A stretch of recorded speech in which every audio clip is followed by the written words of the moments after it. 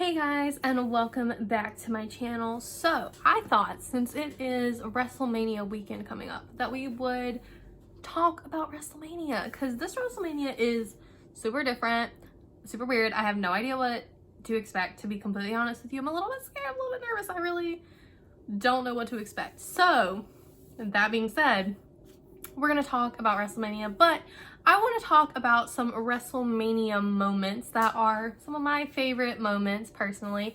So some of these moments are matches, some of them are just things that happened, and then some of them are just like feel-good moments. There's a mixture of stuff in here, so obviously don't come for me if I don't mention your favorite match, because this isn't really about matches. This is just about things that I think are really iconic and I just really enjoy them. So I'm gonna call this my top 10 iconic WrestleMania moments. Just me personally. Let me know in the comments what some of yours are. I'm sure we're all gonna have differing opinions, but I had to pick 10 because I was like, there's too many WrestleManias and too many matches and too many things that happen for me to go more than 10. So we're gonna do 10. So let's get started. So this is in no particular order because I really don't have an order for this. I literally just wrote things down as they came to my head. So the first thing that I want to talk about is Undertaker returning at WrestleMania 20. Now, I know some people might not consider this like, I'm not really talking about the match itself, like between Undertaker and Kane. I personally hold WrestleMania 20 just really dearly to my heart because it was the first WrestleMania that I saw live. I mean, I didn't see it there, but like live on like pay-per-view. It was the first one that I saw that wasn't like, you know, on a DVD that I like had bought and like seen. Like, it was the first time I saw it, watched it as it was happening, and I was like mesmerized by like everything. It was so much fun. So one of the reasons I found this moment to be so iconic is if you know the whole buildup of all of this, like Kane burying Undertaker alive, like all of that, and then Undertaker like slowly coming back from the dead and just like kind of torturing Kane. It was a really, really fun buildup in my opinion. I thought it was a really cool thing to see. Like, you could tell like Kane was like not believing it. He was like so freaked out when the Undertaker actually walked out, and I just really remember this moment and just think like, damn, that was a crazy ass moment, and it's just very iconic to me. Obviously the Undertaker is synonymous with WrestleMania, so of course there was going to be something of him in here. He might be mentioned later in this list as well, but yeah, I thought this was a super iconic moment. Just not even necessarily the match, like the match was fine or whatever, but like the buildup of this story, and then, you know, like the reaction to him actually walking out after he had been buried alive and we thought we'd never see him again. So I don't know, I really enjoyed this moment, and yeah, so it gets a spot. Okay, the next moment that I want to talk about is a feel-good moment, and it was just a moment that like, I just, in my heart, like I was so happy to see this moment.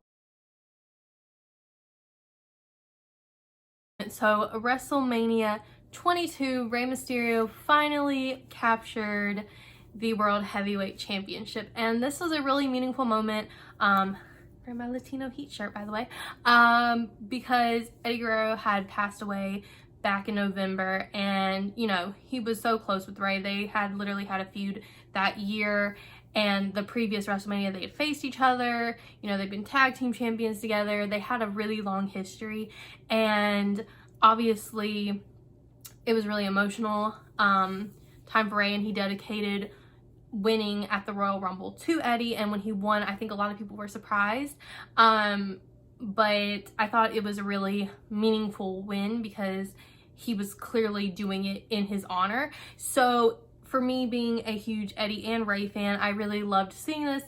I just thought it was a really good feel-good moment. Obviously, he was repping Eddie. He had his EG armband on, and it was just a feel-good moment, and you could tell that it was in honor of his friend, and it was just, I don't know, I thought it was a really like heartwarming moment. Obviously him winning at the Royal Rumble was great. I don't know if people necessarily thought, oh, he's gonna get the championship, but for him to get the championship at WrestleMania 22, I thought was a fantastic way to show a tribute to his friend, and I just really liked it as a feel-good moment. I have to throw it in here. I know some people may not think it's like the greatest match of all time or anything like that, but I think it was just a really good feel-good moment, so I put it in here.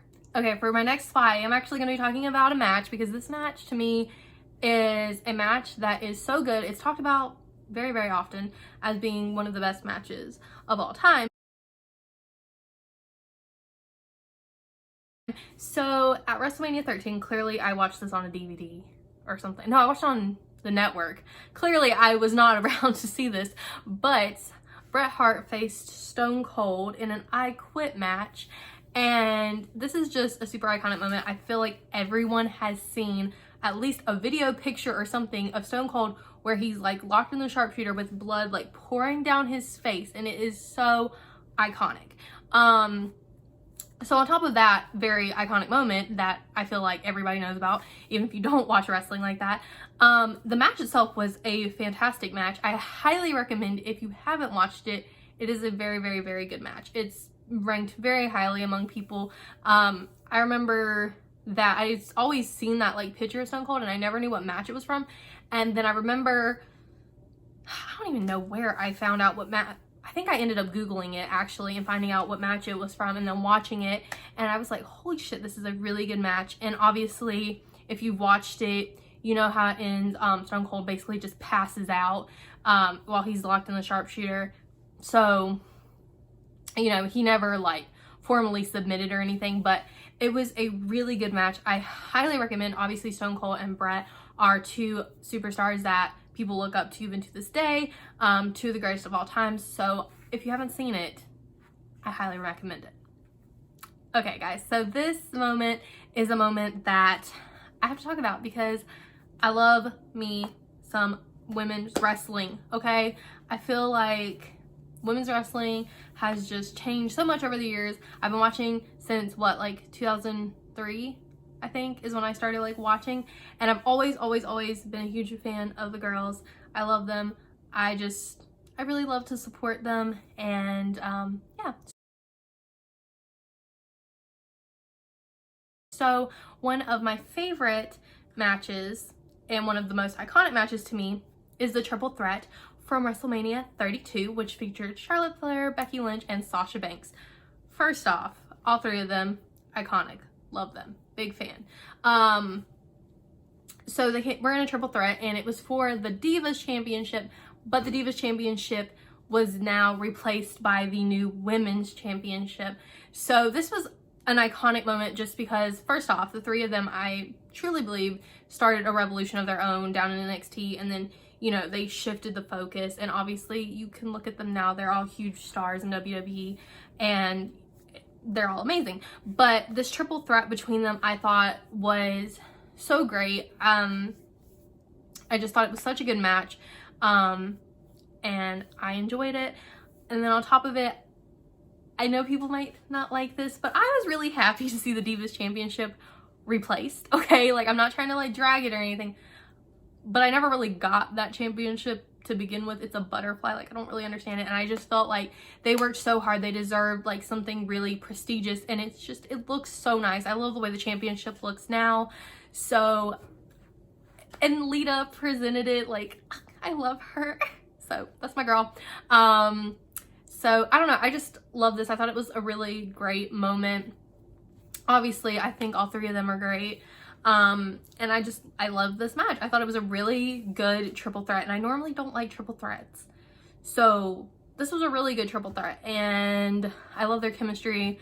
And yeah, I have to talk about it because it was definitely where you see things changing, and you can just see it. So as a women's wrestling fan, I enjoyed this moment. I'm sure a lot of you guys did as well. So yes.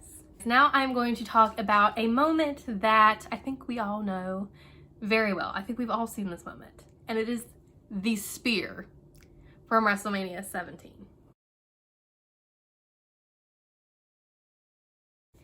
So obviously this match, I could talk about this whole match because this match is fantastic. So tables, ladders, and chairs 2, between the Dudleys, the Hardys, and Edge and Christian. Now, this whole match is just wild. If you haven't seen it, I don't know where you've been. I feel like I've seen this match so many times, and every time I'm just like, how are they all alive? Like, I just think that, like, just the stuff they were pulling was absolutely insane. But the moment between Edge and Jeff Hardy where Edge jumps off the ladder and spears Jeff Hardy while he's hanging in the air, to me is just ingrained in my brain forever. I don't think that's something I could forget about if I tried. And it was so weird because I was writing this list, and I guess the other day, like, WWE had tweeted about it, and I saw someone retweet it, and I was like, yep, that's a moment. And it's just crazy. I really don't know what to say other than this is just iconic. I mean, that whole match is great, and I enjoyed the whole match, but just that moment is like, visually, it's in my brain forever. Like, I don't think I could ever not see that. And I feel like anybody who's never seen WWE, like, I feel like a lot of people have seen this. Like, even people that don't watch wrestling, I feel like they have seen that spear off the ladder. I just think they have. So this is just an iconic moment of an iconic match, but I have to talk about it. And Edge is back, so, like, of course, like, we're gonna bring it up. So crazy. Okay, so now I want to talk about another feel-good moment. This is from WrestleMania 35, so last year. And I think this was like the perfect feel-good moment. And this was also a fantastic match, but I just want to talk about the whole thing in general, which is Kofi Mania. So Kofi Mania basically started as, they always say it was like an accident because Kofi wasn't the original person in the gauntlet match? In the gauntlet match, or the... I can't remember if he wasn't supposed to be the original person in the gauntlet match, or if he wasn't supposed to be the original person in the Elimination Chamber. I think it was the gauntlet match. It was supposed to be Ali, I believe. If I'm wrong, correct me. I can't remember. I know it was like one of those he wasn't supposed to be in, but he became a replacement, and Kofi just put on like a show. He put on a show at the Elimination Chamber, and then people were like, Kofi's been here for a hot minute. How does he not have a championship, or like, you know, like a WWE championship reign? And to me, when I like stopped watching, because I took like, you know, like a leave of break kind of from wrestling for a while, Kofi was there, but Kofi was like, you know, starting out, like he was a singles competitor. I think, I'm trying to think what, I can't think, maybe Intercontinental Champion around the time I was watching. And then when I came back, he was in New Day, and I believe they were tag team champions actually when I started watching again. So I was like, oh my God, like Kofi's still here, crazy. Because a lot of times, you know, people that are mid-card, a lot of the times like they kind of leave and then they get replaced, and it's just kind of like one of those things.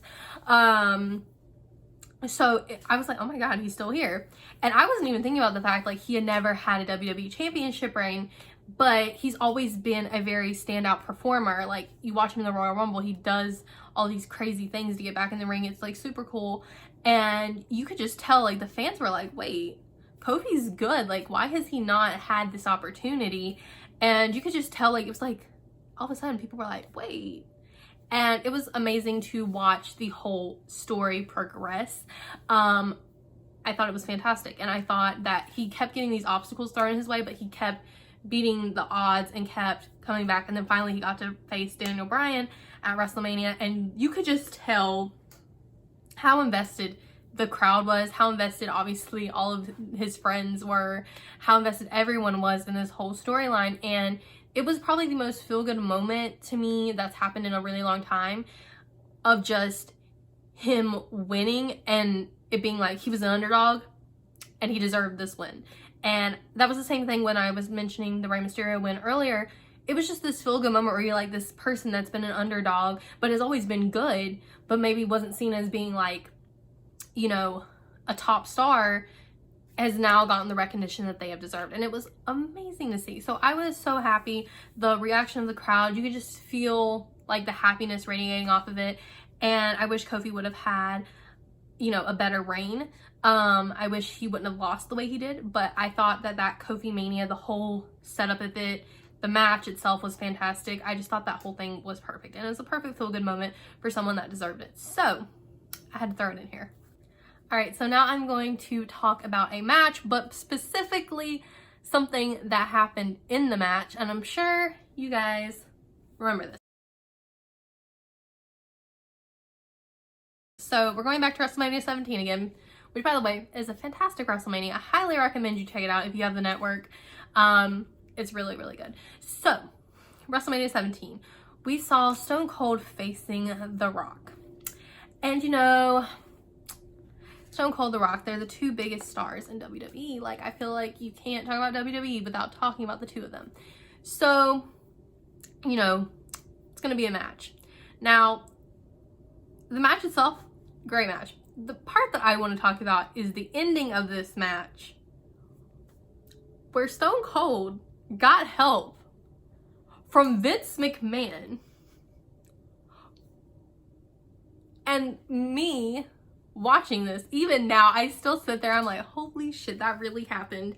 And you watch Stone Cold basically turn heel, and it's the craziest shit. Like, I can only imagine, because I saw it later in life, like after it already happened, but I can only imagine the people that were in the crowd and were like, wait, what? Like, I can only imagine people who were watching live. They were so confused. Stone Cold was like this aggressor towards Vince McMahon. Like, he was, you know, always challenging his authority, and then all of a sudden, like, I'm sorry, he just helped you win? What just happened?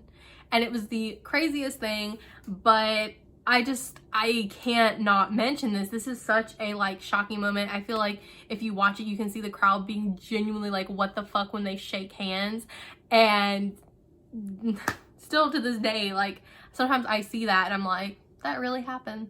They really went that way. I think it was a fantastic idea. I think it was a perfectly unexpected thing, but yeah, I have to mention it just because, not even for the match itself, like, the match was great, whatever, but for that moment, I have to mention it because I think it was one of the most shocking moments. And then obviously people always talk about that kind of being what ended the Attitude Era. So I think if you're one of those people that believes that, then you can see the significance of it and why I'm mentioning it. Okay, so I'm gonna go ahead and warn you, this might be controversial, so don't get mad because I'm not defending this individual by any means, but I have to mention this because I do believe that this is honestly one of the most genuine feel-good moments, one of the, like, most emotional moments, one of the, like, most iconic moments, and you can't deny it, even though WWE will probably never show it again. So please don't think that I'm trying to defend the individual involved in this, because I'm not, but I'm taking this for what it was in the moment in 2004 when this happened. Please understand that. Okay, so when WrestleMania 20 ended, we had a match that was a triple threat between Shawn Michaels and Triple H and Chris Benoit. This was a fantastic match. However, this is not what I'm talking about. After this match ended, Chris Benoit won, and he's in the ring, and there's, you know, clearly this was a fantastic moment for him, and, you know, he had finally captured the World Heavyweight Championship. And then Eddie Guerrero came down to the ring, who's his lifelong best friend. You know, you can just tell, like, they have a friendship that is clearly just a real friendship. Like, it's not just on camera, it's a true, genuine friendship. Comes down to the ring, and he has his WWE Championship that he just retained. And, you know, they hug, and it's a celebration, and confetti starts coming down, and you can genuinely see them both, like, crying, and it's like one of the most emotional moments I think I've ever seen, and like genuine emotion, and it's a feel-good moment for what it was in 2004, for that day when it happened.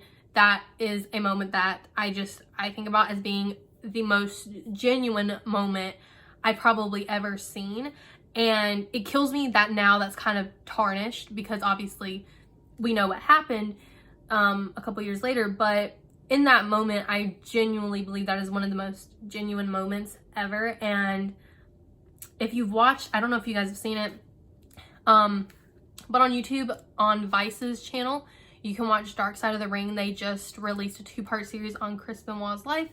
So they have people like Chris Jericho, Vicky Guerrero, Chavo Guerrero, people like that, Dean Malenko, a lot of people that, you know, knew him, and it's about his life. But the first half, a lot of it focuses on Eddie. So if a lot of you are fans of Eddie, it just talks about their friendship, and, like, obviously it talks about, like, that moment at WrestleMania, and then, like, talks about all of that. It's a really, really good documentary, I feel like. that shows a lot without sympathizing towards him, really, like without, you know, playing down what he did, but also showing, like, if you want to take it for what it is, he was still one of the best wrestlers to ever exist, but without downplaying, obviously, that his crime was, like, horrible. But it's a really, really good documentary. I would highly recommend it if you're a fan of WWE and if you were a fan of either of the two of them, just because it does focus on, like, their friendship, and I feel like it was really emotional. Like, the first half had me, like, in tears. As, like, a huge Eddie fan, it had me in tears, and I was like, I can only imagine. But I think it's a really good one. So for this moment, I am bringing it up just because, to me, it's one of the most feel-good moments. And I just think if you take it for what it was in 2004, don't think, like, if you're taking it for that moment in 2004 for what it was, it's one of the most, like, just genuine moments. And I loved to see it. And I hate that it's tarnished because of that. And I hate that, you know, it's never going to be, like, on, like, a highlight reel of, like, greatest moments of WWE, like, stuff like that. Because, obviously, they're never going to let him be shown on there. But, I don't know. It was just, to me, a feel-good moment. And I got to bring it up because it's iconic. So, it is what it is. So, now I want to talk about a moment that is, in my opinion, extremely iconic. I feel like I've just been using the word iconic. But this is a moment that I'm not even really caring about the match so much as the significance of it. So last year at WrestleMania 35, we got the first ever women's main eventing WrestleMania. And it was a triple threat between Ronda Rousey, Charlotte Flair, and Becky Lynch. And it was a winner take all. And, you know, I'm sure you guys know what went on.